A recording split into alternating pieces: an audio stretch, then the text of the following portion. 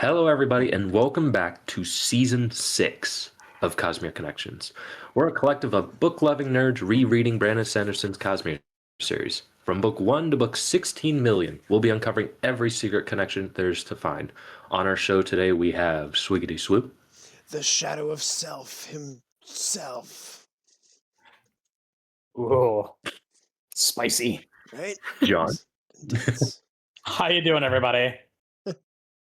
Kay. Hello, hello. It's good to be back.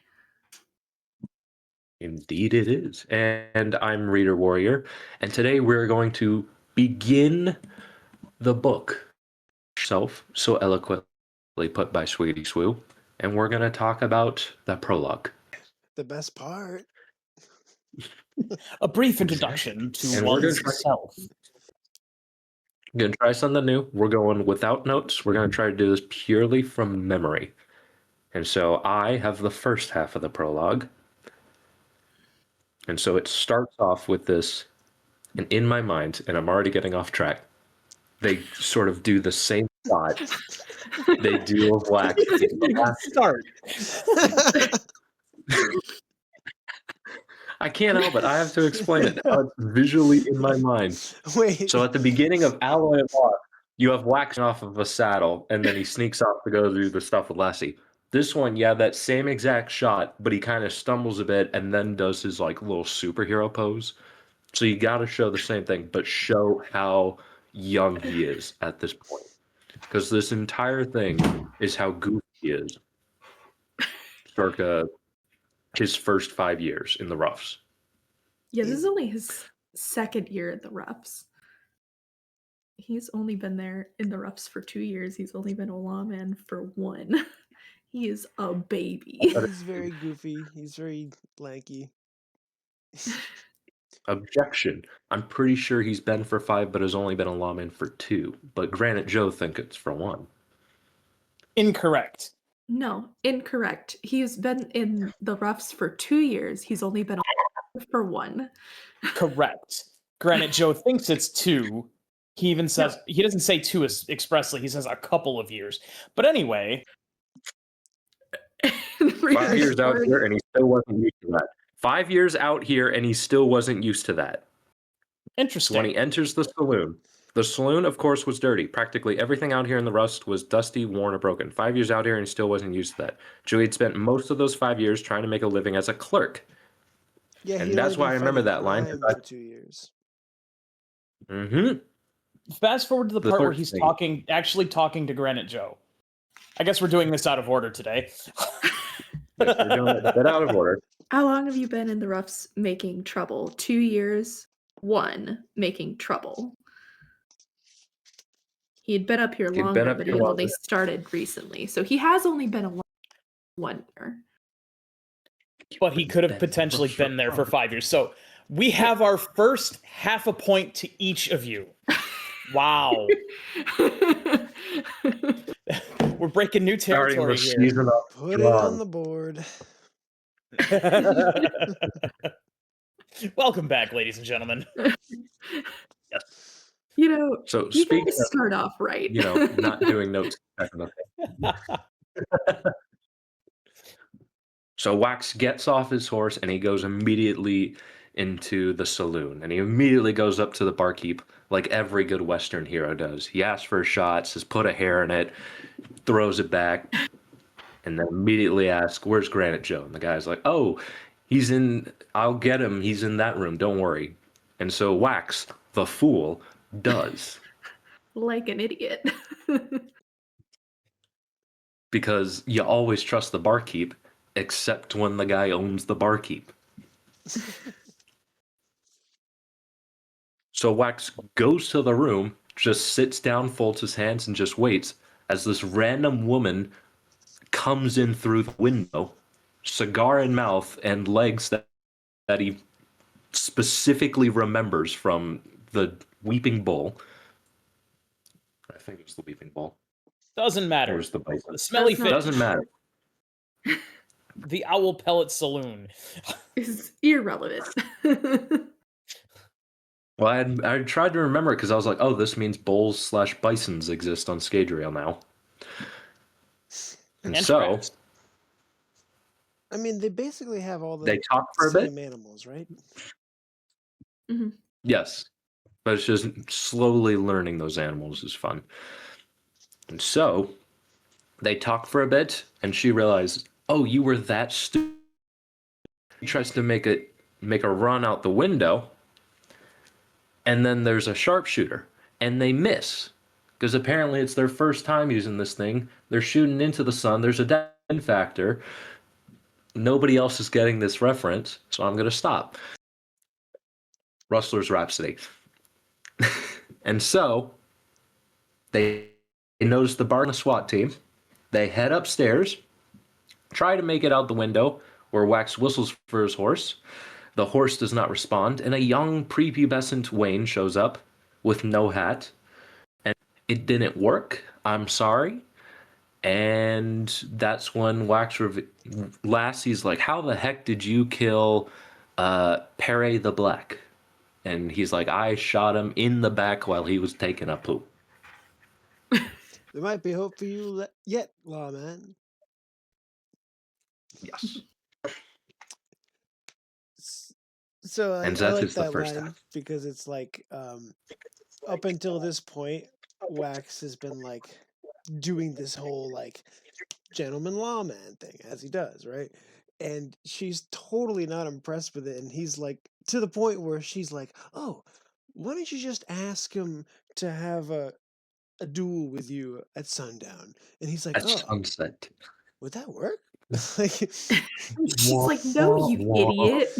and like the way the audiobook is read, it's like he catches on at the last second when she's like, "You shot him on the crapper, didn't you?" And he's like, "Yeah." He's like As so bravely proud as of any it. man has ever done. He's like, "Yeah, I did."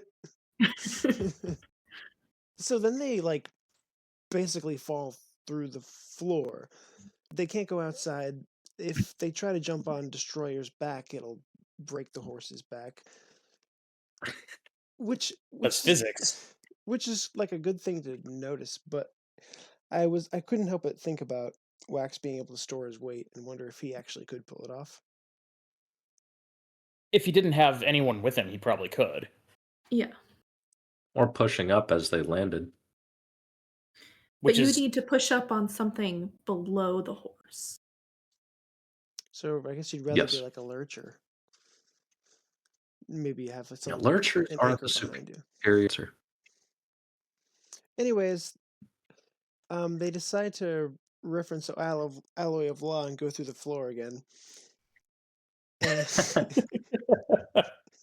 and they land right on Granite Joe's poker table. And Wax, in a tense standoff, basically flips to the side and pushes his gun at Granite Joe's bodyguards, and I think he shoots the other one. But basically, he gets the upper hand on Granite Joe, and right as he's about to make his move, Lessie turns on him with a flat bow that he's not sure where she kept it.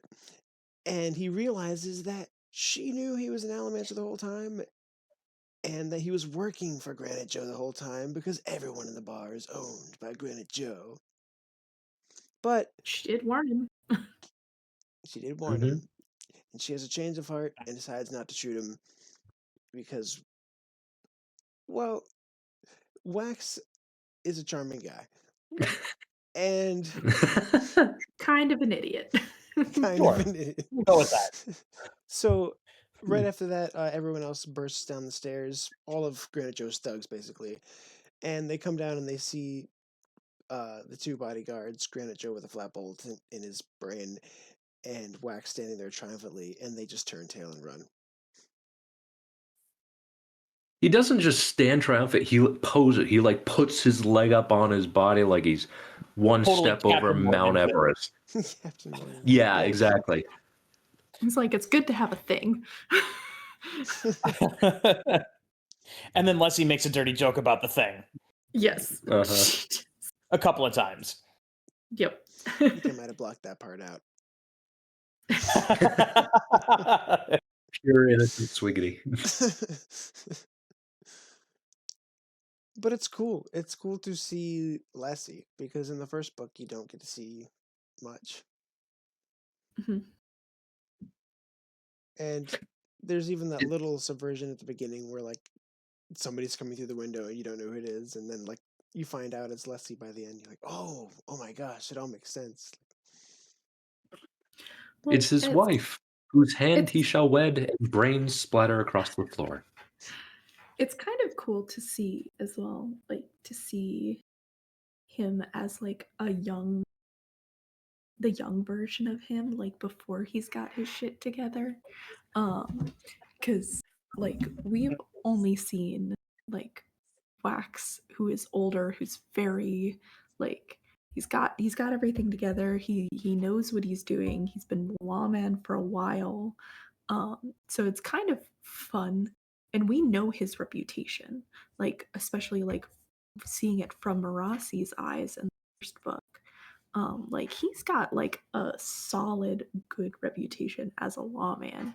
So it's kind of fun to see that it's like, oh yeah, no, he wasn't always like he didn't always have his shit together. Like he did not. He was a mess at the beginning. You could argue that he still doesn't have his shit together. True.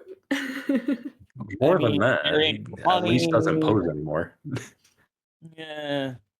He's pretty deadly though, if nothing else. He is much more experienced, but he is also still a bit in. Yeah, he's getting better. He's getting better. He's not as naive. He's very Yeah. naive in this prologue. Yeah, like he's rough around the edges where we see him at like, I guess since we haven't really gone past this, I'll just say at the end of Alloy of Law, right? But like he's rough around the edges, but he's competent. Mhm. And he still kind of is here, but it's almost in like a bumbling, like lucky way. Yeah. Sure. I think it's time to move to the spoilers section where I can say the things I want to say. Well, I knew. real I was quick, thinking you the same forgot thing. the last little bit when the hero kid's sidekick pokes his head through the ceiling hole. Oh yeah, he got And his hat, his lucky hat. Wayne now has his lucky hat. Oh yeah, that's the And most. also they have their little romantic moment where he scoops her up and carries her up out of the wreckage of the saloon. Classic. Swoon. And that's how they met.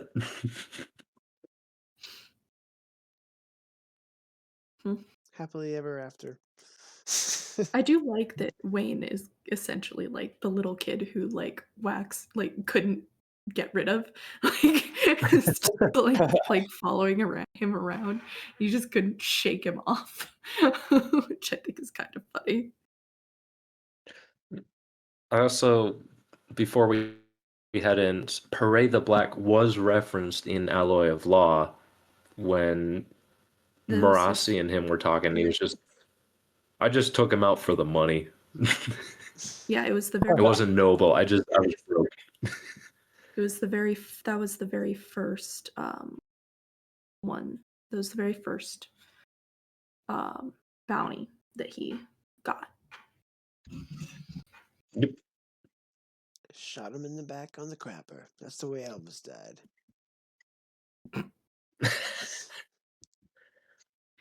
And the only reason that he picked him was because he was worth the most money.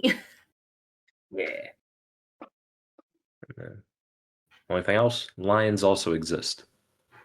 It's not more so that they exist, it's that at some point they have seen them, and it is now a common enough thing. Yeah. So, this is a word of Brandon, but Sanderson has stated that Scadrial is the most Earth-like with its flora and fauna out of all of the different worlds in the Cosmere. It's just nice it is seeing like now. when wasn't back in Era 1. It's nice seeing like harm back all these species of animals when he remade the world. Yeah, it's they've come a long way. They have saloons, and somewhat freedom now. And 6 guns. I really liked Granite Joe and Wax's exchange when he's talking about how you don't belong in the roughs. This is a place of freedom, and and Wax stands up to that, and he says, if that were true, people wouldn't be crying to me when you killed their sons and or daughters, and that is, I think, really true. Like, people warp their own perceptions to feel like the abuse that they're committing is, just them exercising their own freedom, and like you have to stand up to that. And I actually really like that line. It's cool. Do you guys know One Piece? No. I know what it of is. I'm One never Piece. watching it, though. Yeah, I haven't ever seen it. Well, it's not that long. You could probably knock So- it out. Can knock it out in a weekend. What's the big deal? It's just one season. Haven't you heard? They just finished season 1.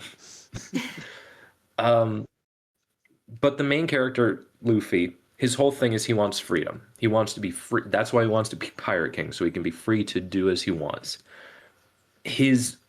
One of the main villains in sort of Luffy's antithesis is this character named Blackbeard, who also just wants the freedom to do whatever he wants. But he wants the freedom to pillage, to kill, to murder, because that's freedom as well. So it's in that story, there's this really interesting mindset of what is freedom. Is it personal freedom, or is it not limiting, causing harm to others? And we saw in Alloy of Law that Wax felt restricted when he returned to Luthadel, and he spent that one chapter literally just bouncing around being free again. So there is a truthness. Sorry. No, I want to point out that in your examples, you have to be king to be free. Well, that's the point of him being king of the pirates, but yeah. Right. So you're saying in order to be free, you must be king. And therefore only one person can truly be free. unless It makes you more believe in sense if you watch. anarchy, I guess. And which I guess everyone would be free. And no one would be king. Yeah. But it's kind of like, I mean, I don't want to get too into it, but it's just like people amass a level of power that lets them do what they want, and that is their freedom, and that's their version of freedom. But it's just their perspective of it, and it's like, I don't know. This book as well has a lot of like themes that have to do with freedom and like the overall good and personal agency, and we're really just getting into it. Like, we haven't even started. No. I was gonna say Wax is Luffy.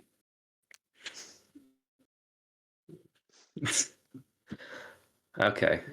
Wow, we went through that stupid quick. Yeah, well, it was one chapter, and that was the And point. we're trying something new. Yep. We're trying to see if this is better. Fast. Anything else for the prologue? Interesting. We get to see Granite Joe is another Koloss blooded person, which I just thought was interesting. Koloss blood is very cool. Yeah. We've Yeah, seen I it a would like couple to times. see- We don't really know exactly what it means to be Koloss blooded, other Yes, we than do. we kind of but like how It works. how it works. Yeah. So I guess. far, the Koloss-blooded people have been very typecast. I would like to see maybe a Koloss-blooded accountant or a doctor. That's true. They have all been criminals thus far. We've only seen bad actors from the Koloss blooded community. But that could very well be like a sign of the times, so to speak. Mhm. You know, like society says Koloss blooded are crazy, you know, ruffians who don't belong in high society, and it became a self-fulfilling prophecy, sort of. I like that take. Well, it's like, why did thugs go into the military back in Era 1? It's because their power / enhancement just fits really well into that role. Well, yes, but the Koloss blooded aren't going into the military. They're going out to the roughs and becoming crime lords. In mercenary work. I mean, yeah, there probably is a stigma. They probably Yeah. do have some sort of aggression, and I bet it's all there. And especially to what happened at the end of Era 1. Yeah. The survivors probably didn't just like lose all that nightmare fuel that they had from, you know, the stories of Koloss back in the day, and that certainly carried through. The Siege of Luthadel, for sure. And we don't know a ton about them, right? Like the fact you bring it up because we really don't see a lot of it. Mhm. I think it's just these two guys, from what I can remember. For the time being, yes. We'll get Yeah. more on them as the stories progress. Mhm. Okie dokie. Well, next time we're going to be covering part 1. Chapters 1 through 4. That's all of part 1. We're back to doing solos in single parts. But for now, it's time to head into the spoiler realm.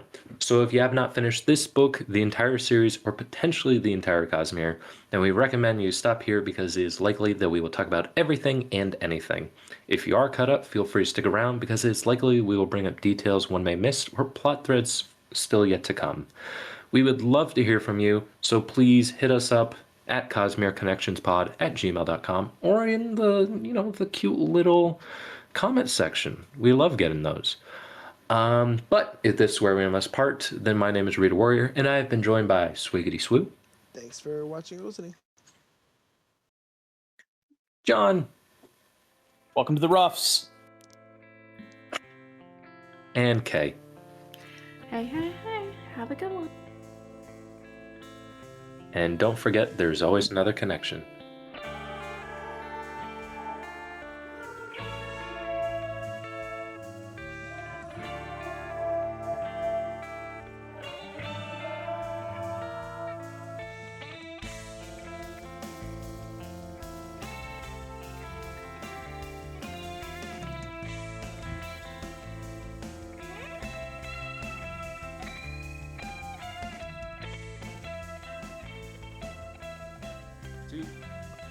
And we're back. Spoilers. Season 6. Intervention. It's right. Okay, I want to say this because I don't want to forget what I wanted to say. So the Koloss blooded people have slightly blue skin. Correct. Mm-hmm. Natin people also have slightly blue skin. Oh boy.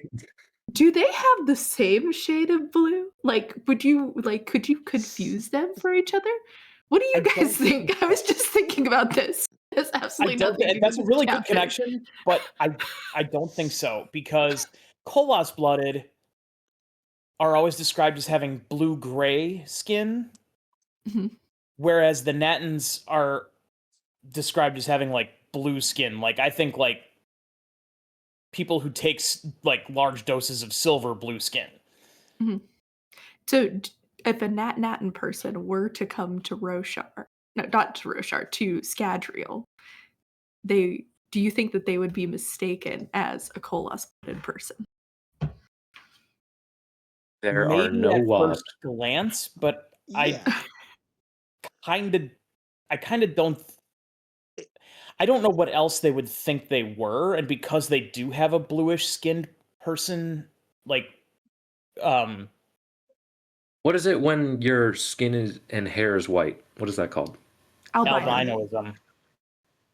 Albinoism. They just think they're an albino Koloss blooded. No, because albinism is typically a lack of pigment, and I think the Natans are We're more dealing with true blue skin. We're dealing with magic. Don't Koloss typically? Well, Koloss back in like OG Koloss had red eyes. Do the new Koloss have red eyes? I don't know. I don't think so until they take their spike. I will check the copper mine for color. How do you not know? I don't remember what color the John, Okay. Mr. Koloss human. I'm talking about him. I am far less versed in Era 2 than I am in Era 1, I guess. I don't remember them Koloss mentioning blood people. red eyes. So they are in. So you see them the most in the Allomancer Jack. Which story. I hate. I hate Allomancer Jack so much. I was going to bring that up. This is literally just Allomancer wax. It is. It is. Yeah. So But, Allomancer Jack is when you see the tribe. The tribe, the Koloss-blooded tribe. And we learn a little bit more about the Koloss-blooded people. Oh, not just Koloss-blooded. Like, it's an actual Koloss tribe. Yeah. And there are several Koloss-blooded living among them. And they become true Koloss if they take a spike or something like that. Yeah. Which, given the fact that that information is relayed to us through a fictional story within the universe, has to mean you have to take that with a big grain of salt. Yep. A pinch of copper. So, two things. One, Koloss-blooded people. Is this the most recent one? A Koloss-blooded is the result of two Kolosses having a child. A full Koloss is only made once they accept the spikes and are mutated into their final form. So that's how Koloss-blooded people exist. And I think Brandon has also said you can have a human and a Koloss produce a Koloss-blooded offspring. I also assume two Koloss-blooded offspring produce another Koloss-blooded offspring.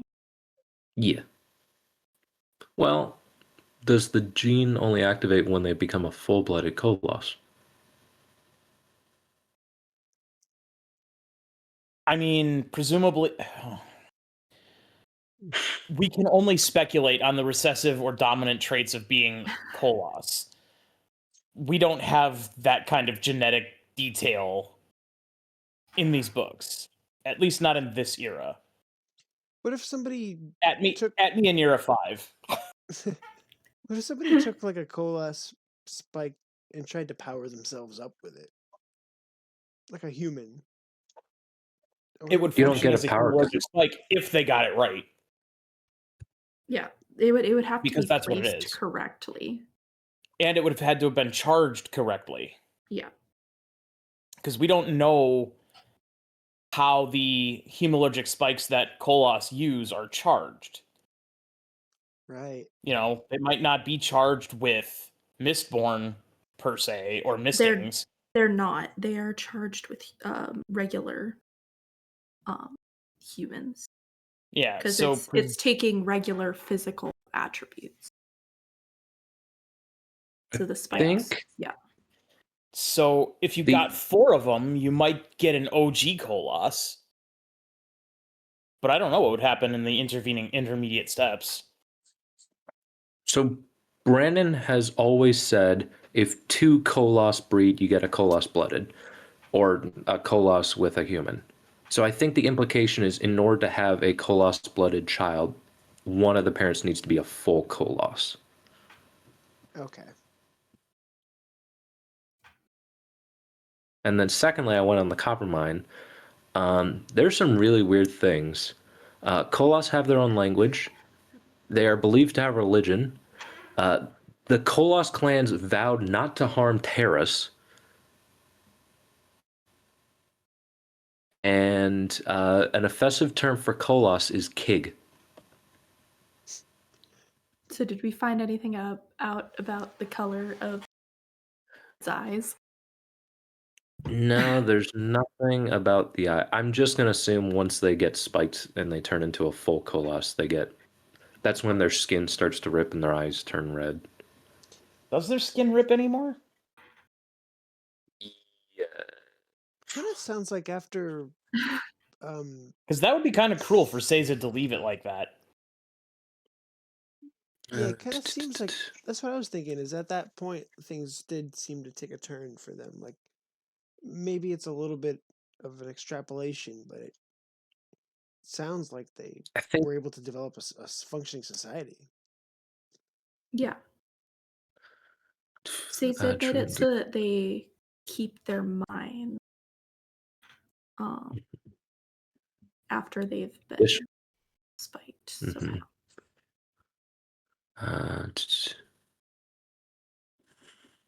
Since the Koloss are no longer required to fight for anybody, this allows for the development of Koloss ancients who have little to no skin at all.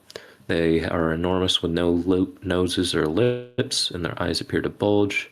They wrap themselves in leather to keep their blood.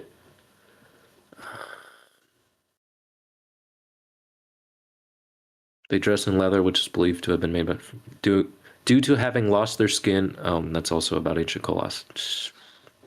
I think their skin does still rip and tear. No longer do they have the Lord Ruler's knit skin that somehow they just had in Era 1. They just rip their own skin. So thanks, Harmony. I mean, that's still speculation, though. Like we just don't actually know for sure. Yeah. Nobody's asking these questions. We demand answers. Yeah. Write it down for the next time there's a wob. I mean, the Scadrial book is coming out soon. Maybe there will be something. Oh, maybe. That's a good point. You say soon, as in like a few years. No, I meant the Cosmere Cosmere RPG. Oh, the coming soon. Oh yeah, the RPG. To a bookshelf near you. Yeah. True, because they did say that there is going to be information about Flooded in there. Presumably, you'll be able to play them. Yes, you will. They said that at the convention. Nice. During the RPG panel, that you will be able to play as Koloss blooded characters. I figured. But you It's won't only be in able Era to 2, get though. into this school. Ha ha ha.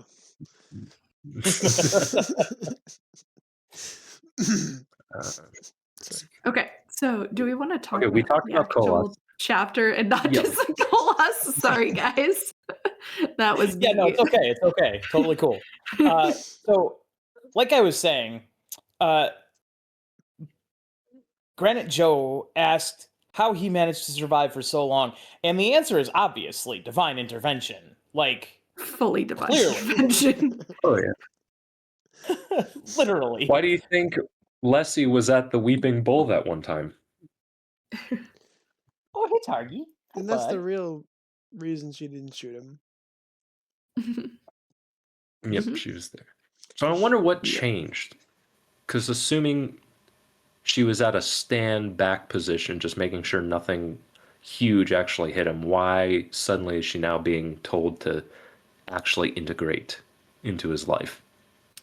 Well, the fact that he just strolled into a bar full of bad guys with guns and went, "Hey, where's your boss?"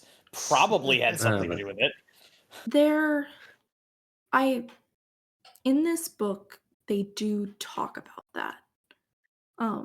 I can't remember what the reason was, like why It's got to be at the end happened. after it is at she the end. dies. Yeah, it's at the end. I just can't remember why.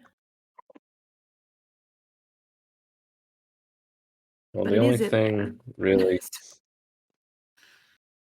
about this chapter I can think again is, us wondering about Koloss and then Bleeder.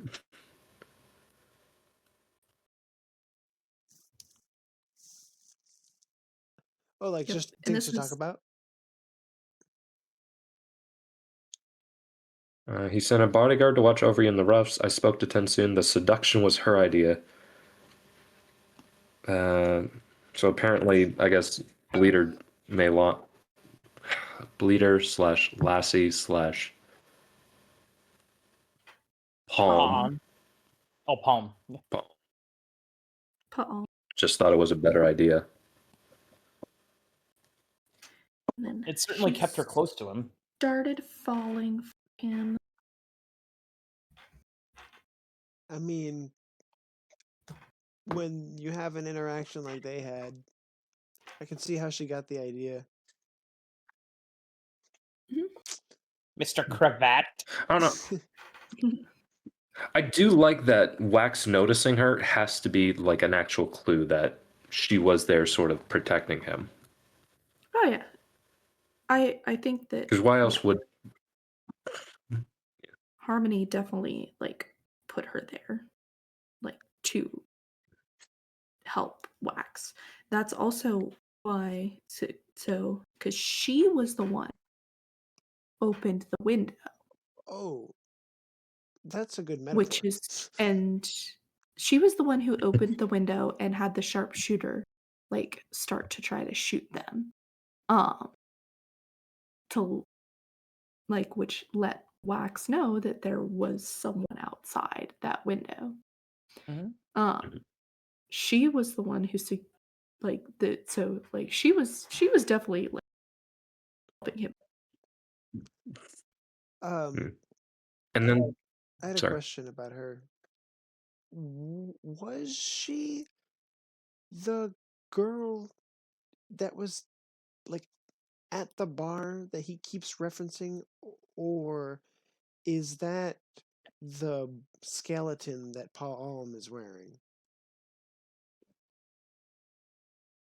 That is a difficult idea, but I'm pretty don't know. sure that's Paul because I think him recognizing her has to be a tee up for the fact that she's been watching him for a lot of his life. Yeah, I think that it is intentional that it was her who was there because she knows him as well. Like Right. it's like She was like, after this day, she's like, I can't keep being a random girl in a bar. Like, he knows me now. We're gonna have to get involved if I'm Yeah. gonna watch him. Yeah. I could see that. Makes me wonder what happened at the Weeping Bull. well, but she had even like interacted with him prior to that because she was, I think, the one who gave him his, if I remember correctly, I think she was the one who gave him his earring, wasn't it? No, That was was it Milan. Was it Milan? Okay. I will take that point. Hello, sir. I will really quickly check the Coppermind for any other things. The only other thing that sort of drew my attention about that was the fact that there's a very deliberate line of Lassie was bleeding. And I think that was a little tee up for the term bleeder. Cruel. This book is so cruel. Also, Everybody say Reader, hi to Pardon.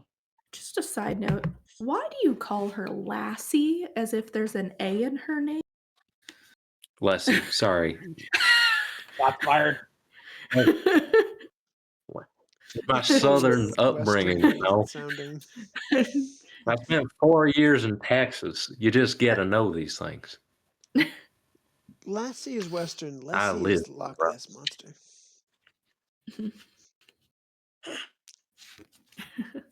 Don't you know? I was I'm just wondering. wondering too, is he like trying to hide his allomancy? Yes, he was at this point previously trying to hide his allomancy. I think to give him a little bit of a leg up, Right. so that people wouldn't expect that of him, so they would underestimate him. That was part of the thing is he noticed, oh, why would they have a sharpshooter out there? And why do none of the people coming to kill us have any metal on them? Well, not that why would they have a sharpshooter out there? When he went to jump out the window the second time on the second floor, the shot was fired too high, as if they were aiming for him to push himself out the window. Oh, Yeah. yeah. But then later Also, on, when those dudes show up, why? they're like guys in white shirts with like thin mustaches that don't have metal on them. They're It's totally Haze Hazekillers, Killer. right? Yeah. Yeah. Yeah. It's the Yeah. the modern version of Hazekiller. It doesn't call them that, but that's totally what they are. Yeah. Yeah. Or just people paid enough to attack an Allomancer. No, they are specifically Hazekillers because they don't have any metal on them whatsoever. Like it Anybody is can take metal off. very, but it's very specific, like people that were hired to fight a coin shot, someone who was a coin shot. I didn't get that. I must not have gotten that because I was just assuming it was just his people that removed metal. No, it's different people. It is Wax does make a comment that it is not the same people who were down. They're not the same thugs who were down in the main area. Yeah, it's like a squad of specific. It's like a wave of specific bowler hat guys. These men wore tight white shirts, had pencil mustache, and wore armor crossbows. No speck of metal on them. Mhm. Okay, that's the first time he meets them. So it doesn't really call And them then- Hazekillers. Yeah, but just if I remember correctly, don't Hazekillers in Era 1 also wear white? I don't think so. I think they just wear robes. They just wear Yeah. robes. Did it not I specify think. what color? I don't think they do, no. I think it'd be really cool. Might- Nothing on them in the basement. It'd be a really cool detail, Well, actually. So I Yeah. just took that as them. But those aren't like specific. Those aren't the same. That's not the same group of people, though. The people down in the basement are like his. No, the people who come.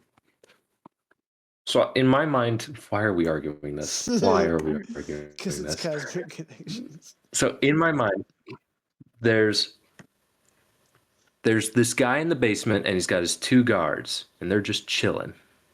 They're like, "Hey, we're taking out Dawnshot before he's even called Dawnshot." And then there's the barkeep who runs off when he comes in and gets the people they prepared. They're like, Mhm. okay, well, we wait for the gunshot from Lessie. She's gonna help. And then they go up to get it, and it's just for some reason, like a what is it called? Singer quartet, barbershop quartet. These are just people who work around the town that are owned by Granite. Okay. So Joe. So they're just Coppermind. I'm on the Coppermind I'll just about Hazekillers. Yeah. Can I? So the term Hazekiller is like considered an archaic term now. It's not in common use, but people that use Hazekiller tactics are referred to as kill squads.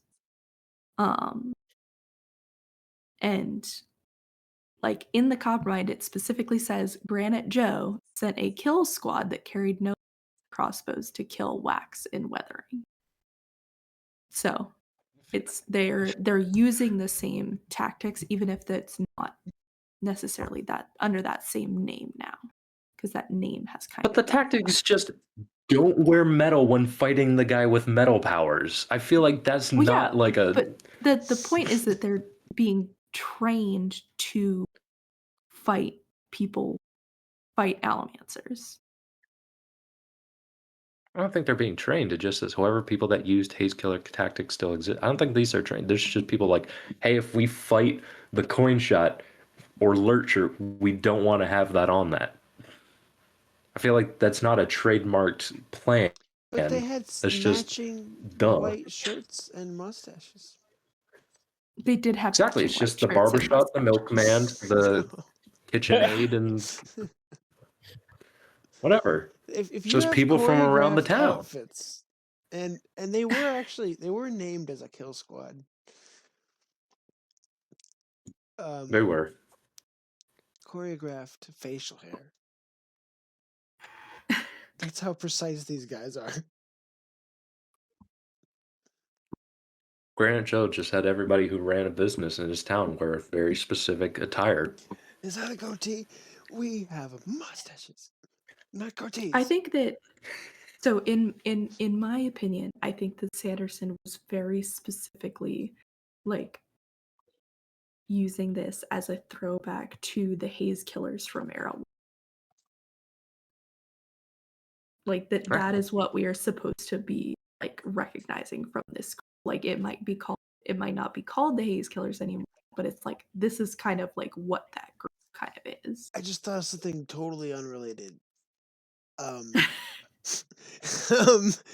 When Wax is like, where was she keeping that flat bow? It's because she's a conjurer, right? I don't think. Like she Well, was doing possibly, like a but I think it Tensoon? was more. No, I think she's not foolish enough to try a trick on that so publicly. Oh. Might have enhanced it with conjure tech, but I think it was literally just hidden somewhere around / in her body, not in a conjure way.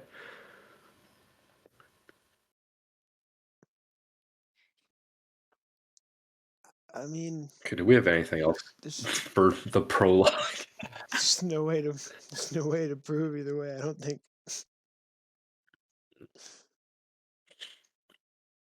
Okay then. Well, that's gonna just about cover it. Thank you so much for joining us in our ramblings and predictions. This has been Cosmere Connections, and we hope you'll tune in next time. Bye. Bye. Be sure to follow us on granitejoe.org. I don't know.